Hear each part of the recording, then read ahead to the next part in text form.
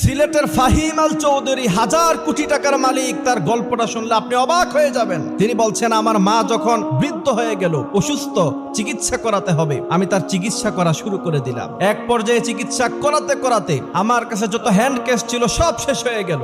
আমি ধার করা শুরু করলাম, ধার করে পর্যন্ত আমার মায়ের আমি চিকিৎসা চালালাম। শেষ পর্যন্ত আর কোথাও ধার পেলাম না। তিনি বলছেন, আমি আমার লন্ডনের সে ফ্ল্যাট পর্যন্ত আমি বিক্রি করে দিলাম শুধুমাত্র আমার মায়ের সেবা করার জন্য। সিলেটের ফাহিম আল চৌধুরী তিনি বলছেন যে আমার মা অত্যন্ত বৃদ্ধ মানুষ, নিজে ওয়াশরুমে গিয়ে নিজে পরিষ্কার হবে সেটা তিনি পারতেন না। আমি আমার এই আঙ্গুল দিয়ে তিনি যখন ওয়াশরুমে তিনি জরুরত ছাড়তেন, তারপরে আমি আমার নিজের আঙ্গুল দিয়ে নিজের হাত দিয়ে তা পরিষ্কার করে দিতাম। আমি তিনাকে গোসল করিয়ে দিতাম, তিনাকে খাবার খাইয়ে দিতাম। তবে আমি দেখতাম আমার মা যখন নামাজের মধ্যে দাঁড়াতেন, নামাজের পরেই দুহাত তুলে আল্লাহর কাছে কেঁদে কেঁদে আমার ব্যাপারে দোয়া করতেন, আর আমি পিছনে বসে বসে তার সাথে আমিন বলেছি।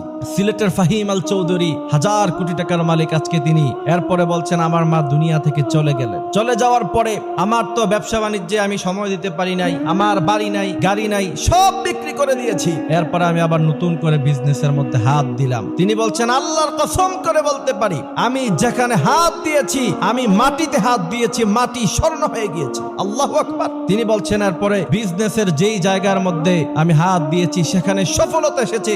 আজ পর্যন্ত আমার জীবনে কোনো ব্যর্থতা আসে নাই। তিনি তারপরে বলছেন, আজকে সেই দিনের গাড়ি হারানো, বাড়ি হারানো ফাহিম আল চৌধুরী আজকে 1000 কোটি টাকার মালিক। একজন মায়ের দোয়া কতটা কাজে লাগতে পারে তার থেকে শিক্ষা গ্রহণ করতে হবে। মায়ের দোয়া নিতে হবে। যুবকেরা মায়ের সাথে খারাপ ব্যবহার করে মনে করতে পারো তুমি অনেক টাকা সম্পদের মালিক হয়ে যাবা। সাময়িক সময়ের জন্য তোমার কাছে মনে হতে পারে এ টাকা তোমার কাছে মজুদ আছে, খরচ হয় নাই, কিন্তু মনে রাখবা জীবনে কখনো সুখী হতে পারবা না। আর মা বাবার পিছনে যদি খরচ করো, ইনভেস্টমেন্ট, তুমি যত খরচ করবা আল্লাহ তোমাকে 1000 গুণ বাড়াইয়া দিবে। এজন্য আল্লাহ বলছেন, ওয়াকাদা রাব্বুকা আল্লা তা'বুদু ইল্লা ইয়্যাহু ওয়া বিল ওয়ালিদাইনি ইহসানা। বাবা মায়ের সাথে এমন আচরণ করো না যাতে করে তারা উফ শব্দ পর্যন্ত তাদের মুখ দিয়ে বের হয়। শুধু তাই নয়, ওয়াখফিদ লাহুমা জানাহা যুল্লির ব্যাখ্যা হলো যে আপনি দুটো ডানা তাদের পায়ের নিচে বিছিয়ে দেন, মানে আপনার স্থাবর অস্থাবর সমস্ত সম্পত্তি তাদের পায়ের নিচে ঢেলে দেন। এদের কাছ থেকে কোনো জবাবদিহিতা নেওয়া যাবে না, এরা যেন উফ শব্দ পর্যন্ত না বলে।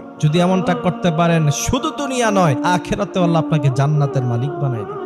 সুবহানাল্লাহ। এজন্য বাবা মায়ের খেদমত করতে হবে।